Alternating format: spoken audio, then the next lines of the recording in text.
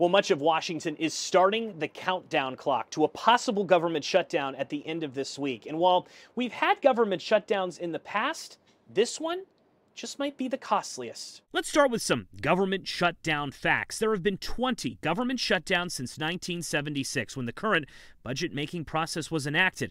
That's an average shutdown every 2 to 3 years. The longest ever lasted from December 22nd, 2018 to January 25th of 2019. Former President Trump wanted more funding for a border wall. That shutdown lasted 34 days. Over the years, the average shutdown lasts about 8 days. One of the biggest, most immediate impacts from any shutdown is always those who are forced to work without pay, like members of the military or those who work for a federal agency. This week, hundreds of thousands of federal workers are expected to learn if they are essential or not. During the 2018-2019 shutdown, 380,000 federal workers were furloughed and deemed not essential. 420,000 worked without pay, like TSA agents at airports. The cost of the last shutdown to the economy is estimated to be $3 billion.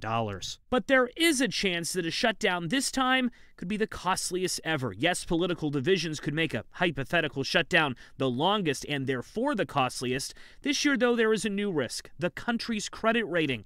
Earlier this year, the credit agency Fitch downgraded the U.S. from a AAA credit rating to a AA+, citing, quote, a steady deterioration in standards of governance.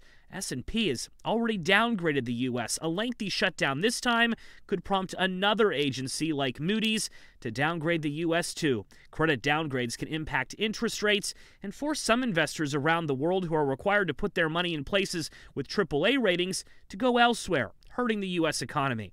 As a reminder, Social Security checks still go out during shutdowns, and Medicare and Medicaid are still available. Back pay to any federal employee or member of the military is also required under federal law once the government opens back up. However, the White House says 10,000 children would lose access to Head Start preschool spots during a shutdown. Food safety inspections by the FDA and passport applications by the State Department could face some delays. Joe St. Scripps News, Washington.